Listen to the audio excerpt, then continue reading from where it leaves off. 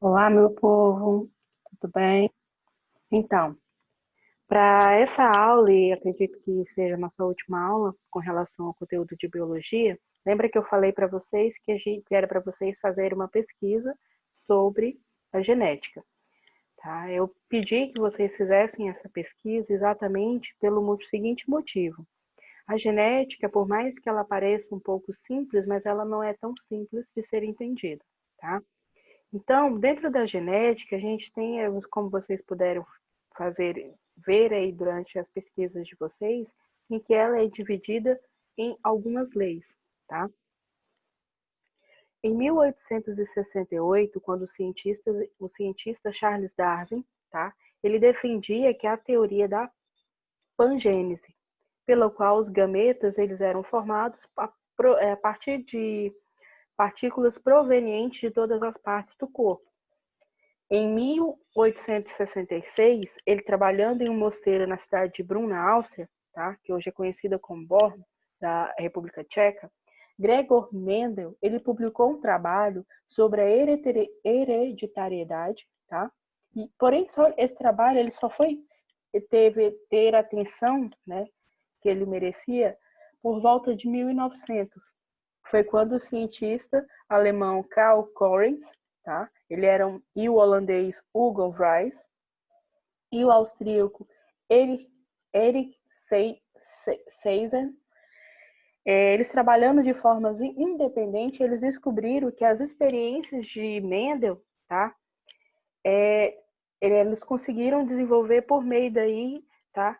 Que as experiências deles estavam, né? Eles descobriram aí, por meio das observações de Mendel, as leis da hereditariedade. William Bateson, ele usou a primeira vez esse termo genética, que foi em 1905. A razão do sucesso de Mendel escolher para suas pesquisas uma planta de espécie, tá?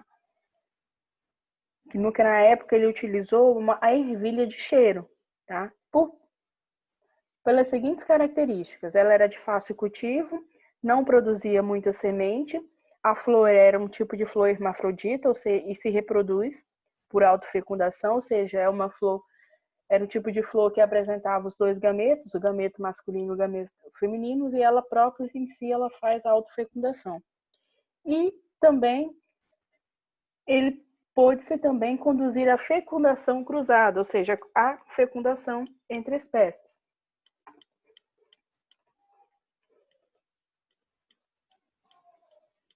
A técnica de qual momento realizava a fecundação cruzada na ervilha. Mendel ele podia decidir, tá, se ocorreria a autofecundação em que acontece naturalmente, quando os grãos de pólen produzidos nos estames, tá, eles caem sobre os carpelos da mesma flor. Mas Mendel ele promovia a fecundação cruzada para impedir a autofecundação, tá? Ou seja, deixa eu ver aqui se eu vou conseguir promover aqui.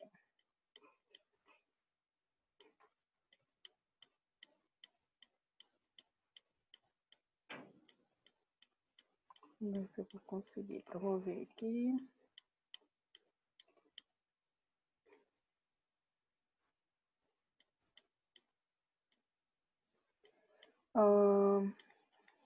Então, ele promovia aqui a fecundação, ou seja, aqui eu tenho o pólen, tá, que era transferido da flor branca para uma flor púrpura, no caso era daqui para cá, tá? Ele abria a flor, tá, e removia os estames, que eram material. Para realizar a fecundação cruzada, ele recolhia os grãos do pólen com um pincel e passava nos estigmas de outra flor. Após a fecundação, os óvulos desenvolveu-se e originavam as sementes, que eram as ervilhas. E o ovário desenvolve-se e origina o fruto, dentro da vagem. Se vocês forem olhar lá dentro da botânica, nas partes constituintes das plantas, vocês vão encontrar diversos componentes, tá? Assim como nos seres vivos há a parte de reprodução, nas plantas também vocês vão encontrar essa parte de reprodução, tá? Acredito que vocês tenham colocado essas informações aí quando vocês fizeram os estudos sobre as características dos reinos e dos filos, certo? Então, a técnica que Mendel utilizou, tá, foi chamada de geração F1.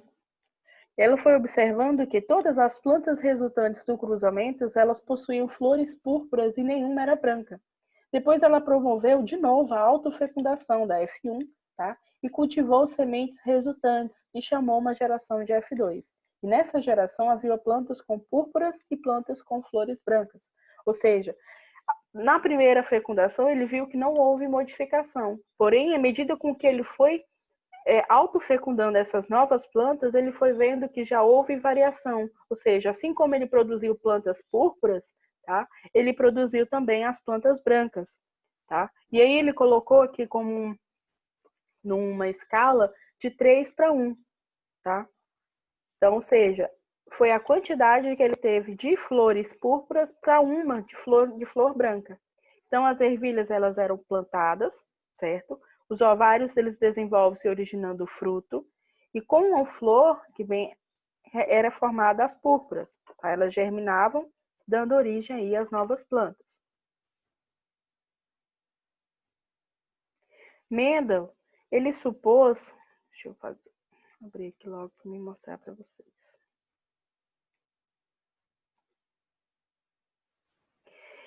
Ele fez a seguinte suposição, que se uma planta tinha uma semente amarela, ela deveria possuir algum elemento ou fator responsável por essa cor. O mesmo ocorria com uma planta de semente verde.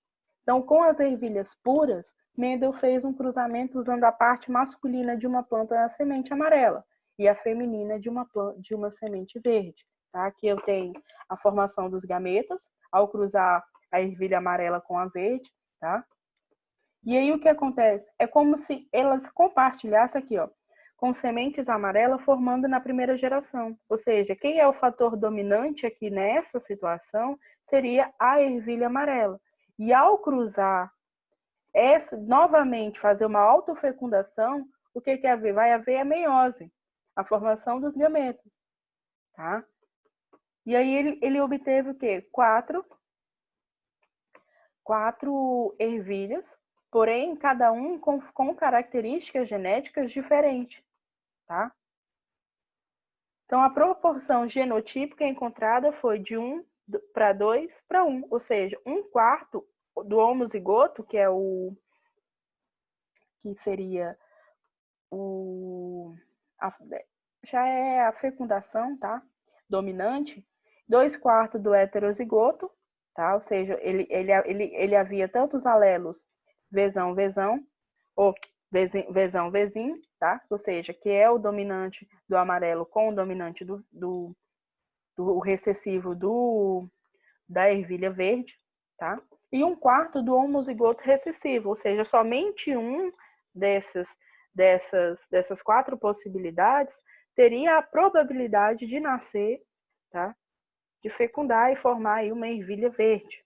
Então, a proporção fenotípica, como a gente chama, tá? Foi de 3:1, ou seja, de 4 ervilhas, somente uma poderia ser uma ervilha verde, tá? Ou seja, ela apresenta os alelos recessivos. O aparecimento de plantas com sementes verdes, ela permitiu a Mendel conduzir que o fator para a cor verde não tinha sido destruído na primeira autofecundação, que a gente chamou de F1. Apenas não se manifestava na presença de outro fator para a cor amarela. Então, com base nisso, resolveu chamar a característica cor amarela de dominante e a característica cor verde de recessiva, aqueles em que suas características permaneciam escondidas em F1 e só apareceriam na geração F2. O que acontece, gente? Nessa quesito, quando a gente fala de genética, é simples.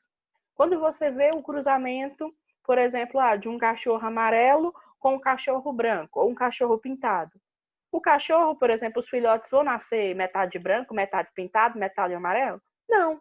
Tudo está relacionado com as características carregadas no código genético de cada espécie. Tá? Então, o que acontece? Se você tem o seu código genético, por exemplo, entre o cruzamento de um pai ou o pai negro e uma esposa branca, tá? Podemos assim dizer. Como vai ser combinado? Vai nascer um mulato? Não, não necessariamente. Tudo está relacionado com o fator dominante que está ou no pai ou na mãe. E é isso que vai predeterminar o que vai ser, por exemplo, a pigmentação da pele, tá? As características fenotípicas e genotípicas no caso do bebê, do filhote, enfim, tá? Então, está relacionado a isso. Então, a essa variação, a essa probabilidade aí, você tem 4 probabilidades. De um dominante com um recessivo, dois dominantes, se forem, por exemplo, os dois apresentarem características dominantes, ou apresentarem também, por exemplo, uma característica feminina. Isso também se explica a probabilidade de você ter aí, por exemplo, a definição dos sexos dos bebês, por exemplo, masculino ou feminino. Tudo está relacionado com a troca genética aí na autofecundação, tá? Na autofecundação não, perdão, autofecundação é só em alguns tipos de plantas. Na fecundação aí no caso, das espécies. O enunciado na primeira lei de Mendel pode ser representado assim. Cada caráter é definido por um par de fatores que se separam quando um gameta é formado, indo um fator para cada gameta, sendo então um caráter puro. A interpretação atual da primeira lei de Mendel, tá? Ela se baseia nos conhecimentos atuais sobre meiose, tá? E os fatores correspondentes aos alelos de um gene, e esses alelos se separam na formação dos gametas. Com a meiose, produz células com apenas um cromossomo por par. Cada gameta haploide possui apenas um alelo de cada par. Não há, portanto, gametas híbridos e as células do corpo, na maioria dos organismos, elas são diploides. O que vem a ser a meiose? Meiose, gente, nada mais é que a separação celular. Cada célula apresenta o seu código genético. Porém, podemos assim dizer, em cada gameta, tá? Onde para a realização da fecundação, vamos pensar aí, o espermatozoide e o óvulo. O espermatozoide tem um gameta e o óvulo tem o gameta dele. A união desses gametas é que formam, tá?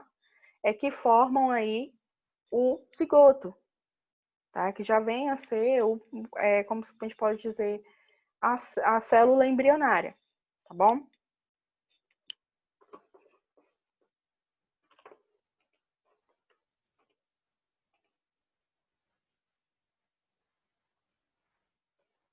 Tá. Deixa eu voltar aqui, porque eu acabei dando um pulo a mais aqui.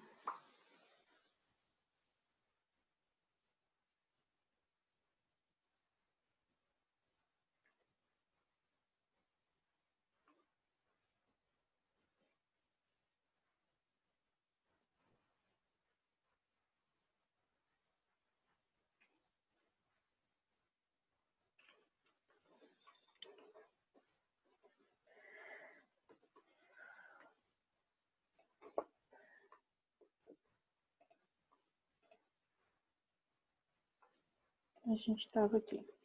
Acabei pulando para o final, mas enfim.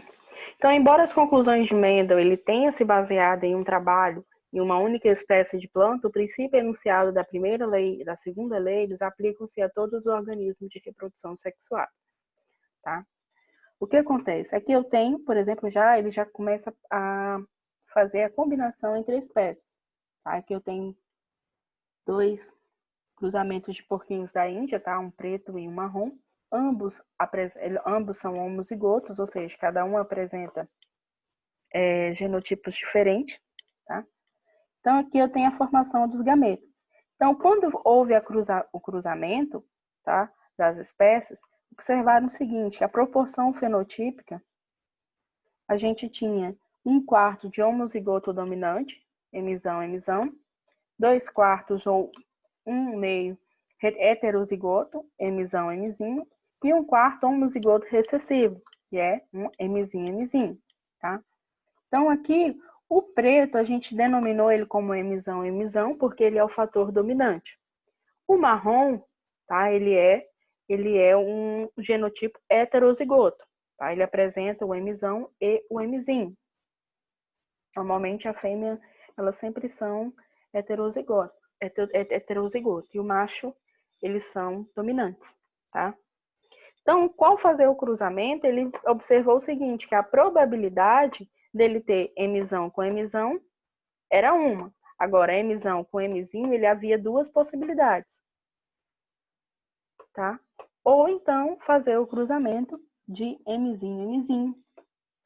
Tá? Isso já a partir da segunda geração. Na primeira geração, a probabilidade era qual? Ter Mzão, Mzinho, Mzinho, Mzão. Tá? Então, era essa possibilidade. Ao fazer o cruzamento das espécies novamente, onde eu vou ter, tá, características parecidas, eu já tenho uma probabilidade diferente. Já tenho uma probabilidade, tá, deles nascerem, um deles nascerem marrom. O restante todos iam nascer preto, como mostra aqui nesse gráfico aqui. Tá? Então, a probabilidade seria essa daqui para uma. Então, é uma para 4 espécies, tá? Que é essa probabilidade de se ter um de coloração diferente, tá?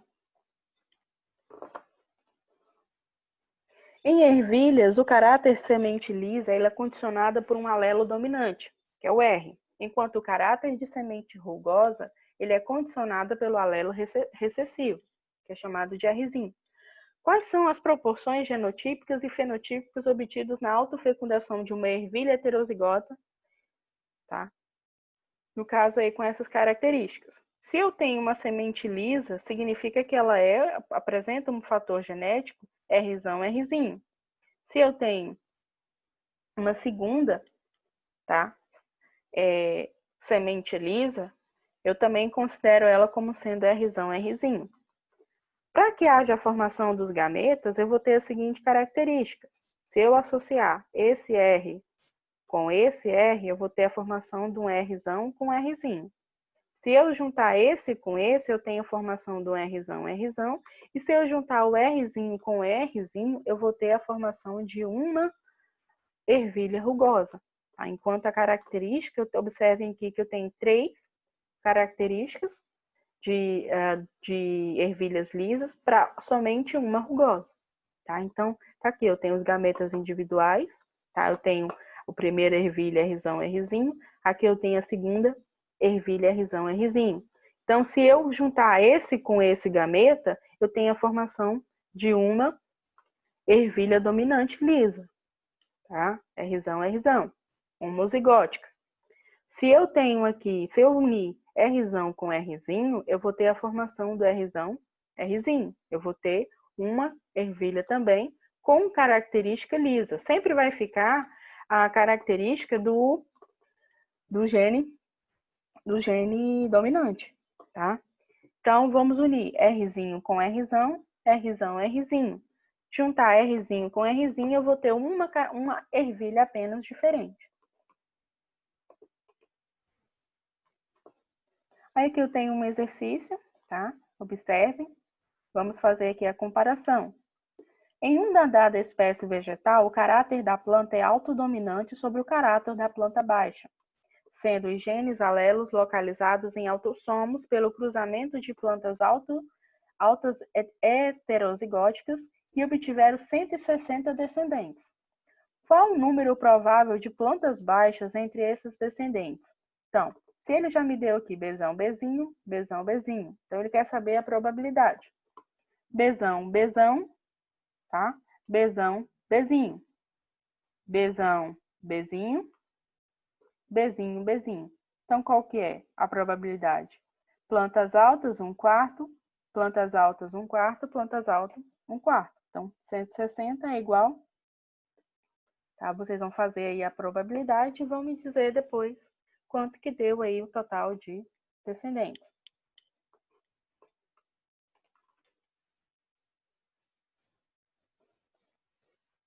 Geração parental. Aí eu tenho aqui as respostas, tá? Que é de 1/4, ou seja, são 80 plantas para cada característica. E agora esse daqui. Qual o resultado do cruzamento entre as plantas de ervilha de hastes longas puras com plantas de haste curtas na primeira geração e na segunda geração? Na primeira geração, a gente tem a seguinte característica. Observem comigo. Cezão, cezão, cezinho, cezinho. Ou seja, eu tenho 100% se eu pegar cezão com cezinho, cezão com cezinho, tá? Eu vou ter 100%, tá? Da formação de hastes longas, da primeira geração. Agora, se eu pegar a segunda geração, que é cezinho, cezão, cezinho, eu já vou ter o seguinte cruzamento. Cezão, cezão, cezão, cezinho, cezão, cezão, cezão, cezinho,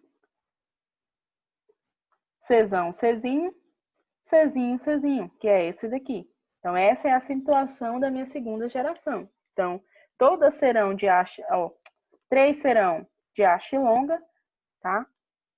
E uma será de haste curta. Então, a probabilidade é 3 por 4 e uma de 4. Heterozigóticas, homozigótica dominante e homozigoto recessivo. Então, obteve-se 3/4 das plantas hastes longas. Dessa forma, conclui-se que as hastes longas são dominantes em relação às hastes curtas.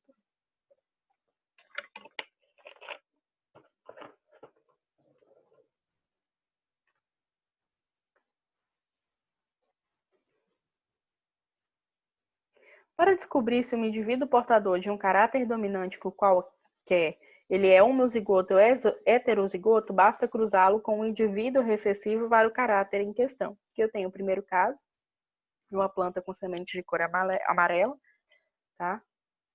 Caso seja um homozigoto.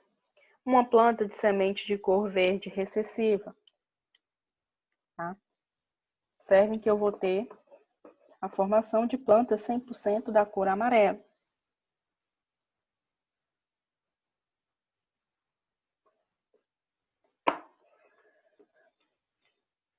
No segundo caso, eu já tenho a seguinte situação. Eu tenho heterozigotos com a geração de um monozigoto recessivo. Tá? Então, eu vou ter essa formação de 50% verde e 50% amarelo. Tá? 1 para 1. Se obtivermos 2 tipos de descendentes desses indivíduos genotipos, duvidoso será heterozigoto. Na planta da maravilha, que é a Mirabilis jalapa, o resultado do cruzamento da planta em flores vermelhas e plantas com brancas é uma planta cor-de-rosa. Nesse caso, não há dominância completa. Por exemplo, eu tenho a dominante cezão, cezão para a cor de coloração rosa, cezão, cezão, bezão, bezão para a coloração parental. Então, ao fazer o primeiro cruzamento, eu tenho essas seguintes plantas, tá? Dessa coloração. Já na segunda coloração, eu já tenho, na segunda fecundação, eu já tenho as seguintes características. Essa daqui, uma vai nascer vermelha, rosa, sei lá que cor é essa. Cezão, vezão, cezão, bezão, eu já tenho essa coloração mista, tá? Aqui da mesma forma, e aí cezão, bezão, eu já tenho uma de coloração branca, tá? Isso aqui funciona, gente, com relação da dominância, tá? Das espécies. Quando há interação dessas substâncias, eu consigo formar novos indivíduos, tá? É por isso que há essa coloração e essas, por exemplo, essas pigmentações associadas aí, misturadas, seriam as famosas manchinhas, tá?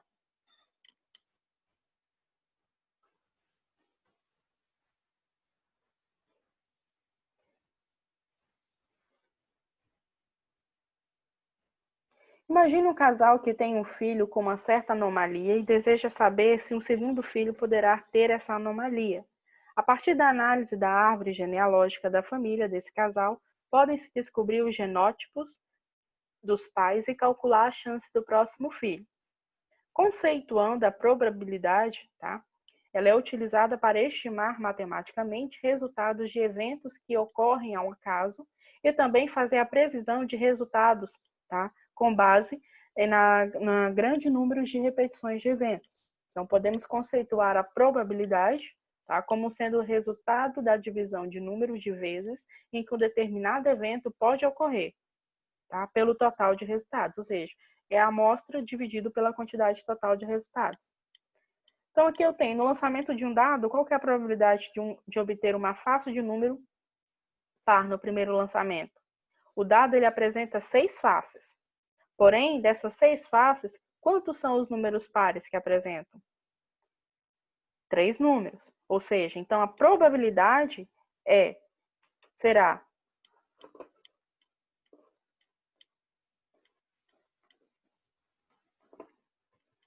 3 números dividido pelo número total, que é 3 dividido por 6, tá? Que isso vai gerar aí um número fracionário de 1/2, tá? Se vocês pegar e simplificar, vocês vão encontrar o valor. Vai ficar, primeiro, inicialmente, vocês encontram uma fração de 3/6, e aí você simplifica essa fração por 3. Ao simplificar a fração por 3, vocês vão encontrar o valor de 1/2, tá? Ou seja, vocês têm 50% de chance, tá? De obter um dos 3 números pares, tá? Então, é uma relação de 3/6, tá? Ou de 1/2.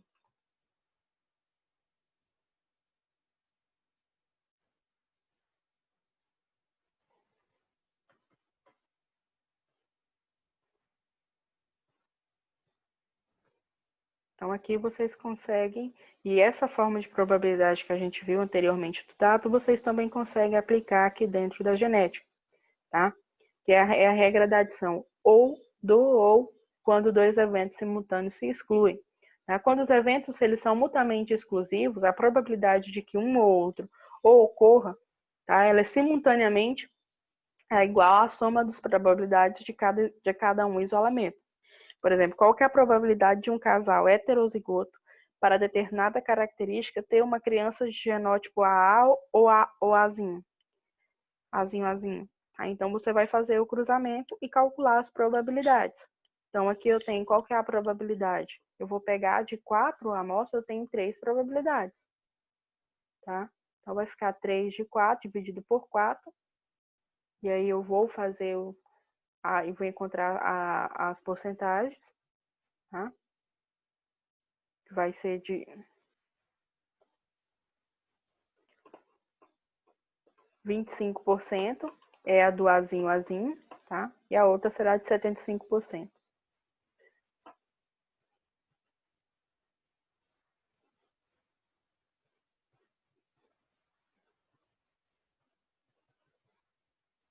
Regra de multiplicação de ocorrência simultânea de 2 eventos, também, considerando ainda a probabilidade de um casal heterozigoto para uma determinada característica ter uma criança genotipo azão dominante e uma azinho heterozigoto, tá? Aí tem aí feito os cálculos, a gente tem de 1/4, tá? De 25%, que é Rzinho recessivo, tá?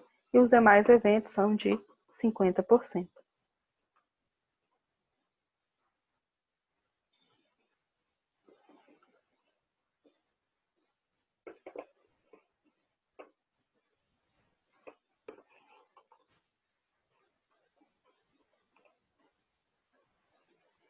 Aqui eu tenho, gente, nesses heretogramas, tá? Ou pedigree, eles são representados os gráficos individuais dentro de uma família, também denominado de árvore genealógica. Através dele é possível descobrir uma determinada característica ou não hereditária, tá? Isso aqui são as famosas árvores genealógicas, onde eu tenho o cruzamento do homem com a mulher, tá? Eu consigo identificar aí as determinadas características e depois eu vou fazendo combinações probabilísticas, tá? E vou identificando com relação aí às características de cada indivíduo, tá bom? Eu vou repassar esse material no grupo para que vocês possam estudar, rever alguns conceitos, tá? Resolvam os exercícios também daqui, já estão praticamente resolvidos. Só basta vocês estudarem, tá? Aqui tem a segunda lei de Mendel, onde ele trabalha ou de hibridíssimo, tá? O qual ele começa a questionar e a ver com relação às características, tá, do indivíduo. Por exemplo, Carlos Drummond de Andrade, grande poeta brasileiro, diz em um trecho do poema Resíduos: pois de tudo fica um pouco de teu queixo, no queixo de tua filha. Mendel ele passou a estudar 2 pares de características de cada vez. Para realizar as experiências, Mendel usou as ervilhas de linhagens puras com sementes amarelas e lisas e ervilhas também puras de sementes verdes e rugosas. Aqui, gente, ele já vai partir com relação e não ao tipo de formação, por exemplo, ao gênero. Aqui agora vão estar associadas as características, por exemplo, dos indivíduos. Aqui nesse exemplo ele está usando com relação ao queixo de cada indivíduo, tá? Se vocês observarem que as meninas, cada uma apresenta, tá, o queixo característico como o queixo dos seus pais, tá?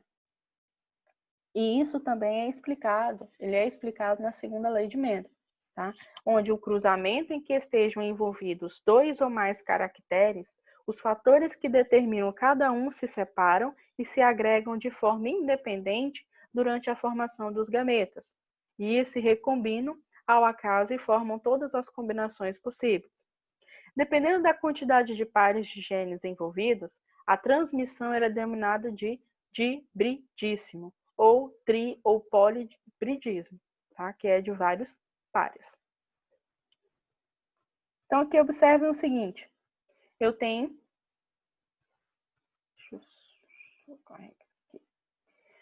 Na distribuição dos alelos dos gametas de um indivíduo, ocorre a formação de 4 gametas com genotipos diferentes. Isso ocorre para várias características e também ocorre a segregação de indivíduos de genes para a formação dos gametas.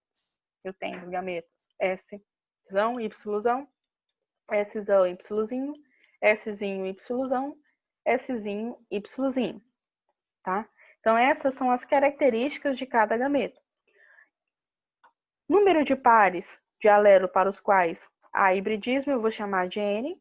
Números de tipos de gametas formados pelos híbridos da segunda geração, eu vou chamar de 2N. Número de combinação possível entre os gametas de F1, que é a primeira geração, eu vou chamar de 4N. Números de fenotipo, toda vez que ele fala genotipo está relacionado à genética. Fenotipo está relacionado à parte, às características, tá? Então, podemos assim dizer. E o número de genótipos diferentes. Então, eu tenho cálculo A, B, D e C. Então, o cálculo para o número de gametas vai ser 2 elevado à quantidade. Eu tenho 2 tipos de gametas diferentes. Então, eu tenho a probabilidade de formar 4 gametas diferentes. O número de tipos de gametas formados, no caso, pelos híbridos da segunda geração, eu vou multiplicar vezes, tá, ao número de combinações possíveis. Então, se eu chamei isso aqui de 4, de 2 possibilidades, tá? Então, eu vou multiplicar. Vou elevar 4 elevado a 2, 16 na segunda geração. Número de genotipos diferente, F2, na segunda geração, é igual a 3 elevado a N. Se eu sei que são 2 características, então eu vou elevar isso a 2. 3 elevado a 2 é igual a 9, tá? Diferentes combinações genotípicas. Número de fenótipo diferente, eu tenho que na segunda geração, eu vou levar 2 elevado a 2, tá? Porque é relacionado às características aqui. Então, eu tenho 4 probabilidades.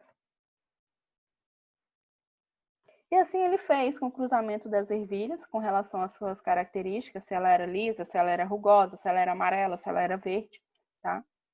Fez essas combinações e obteve o seguinte quadro, com as suas características. Tá? E com isso, surge aí a variabilidade genética, tá bom?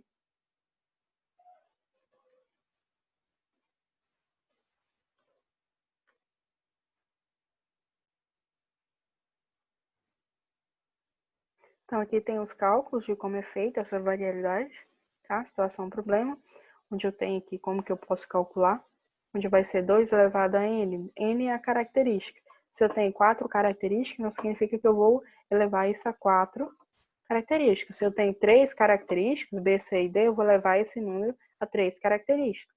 E essas daqui serão as combinações dos gametas produzidos. Eu tanto posso fazer isso aqui, esse fluxograma aqui graficamente, como eu posso simplesmente fazer esse cálculo aqui para probabilidade.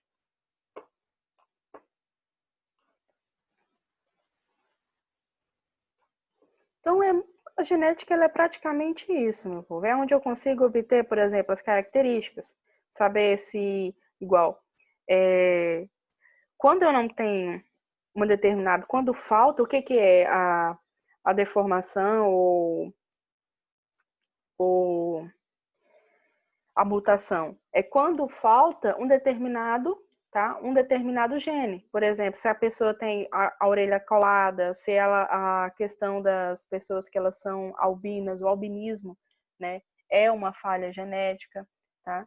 Aqui as covinhas no queixo, ela também é uma falha genética. Quem nasce aí com um dedo a mais ou um dedo a menos, também. Quem apresenta, por exemplo, o nanismo, o autismo, tá? Quem consegue fazer dobrar a língua dessa forma, tudo isso está relacionado, tá, às características autossômicas. Se falta um gene, ou se aumenta um gene, ou a combinação de um gene, isso pode gerar essas mutações, tá? Fazer com que as pessoas se tornem aí especiais. Como a síndrome de Down, tá? E aqui nessa parte tem explicando o que seria a meiose, como que ocorre a meiose e as combinações. Tá? Então, eu tenho diversas fases da meiose, tá? Isso aqui é bom quando a gente vai para dentro do laboratório, a gente utiliza inclusive a cebola como exemplo, para poder fazer a análise e avaliar passo a passo de como acontece a meiose, como é feita a repartição celular, tá? Eu vou mandar esse material para vocês lá no grupo, tá? Para vocês poderem dar continuidade aos estudos de vocês e complementarem as pesquisas de vocês sobre genética, tá? Então, quem me enviou o trabalho, já coloquei nota. Agora eu quero que vocês pesquisem sobre as deformações causadas pelas variações genéticas, tá? Ou seja, as mutações, tá? As doenças geradas no ser humano. Vamos pegar com outros indivíduos, senão vai ficar muito extenso o trabalho de vocês, tá? Então, um trabalhinho aí, acredito de 1 página ou 2 no máximo, vocês conseguem me entregar. Por favor, me entreguem até segunda-feira todos os trabalhos de vocês, tá? Para que eu possa estar fechando as notas de vocês. Lembrando que eu vou receber as notas de vocês na segunda-feira, não é na terça-feira, não é na quarta-feira, tá? Eu recebo até segunda-feira. Então, é isso. Bons estudos, bom descanso, tá? E no final de semana. E do mais, podem me perguntar no grupo, podem me questionar lá no grupo, tirar as dúvidas comigo, que eu estou respondendo vocês. Outra coisa, por uma questão de resguardar e segurança, não só para mim, tá? Houve alguns probleminhas com notas de alguns alunos. Então, para evitar esse tipo de situação, eu só recebo os trabalhos de vocês via e-mail, tá? Porque eu consigo provar depois que eu recebi ou não recebi as atividades de vocês, tá bom? Então é isso. Tchauzinho e até a próxima.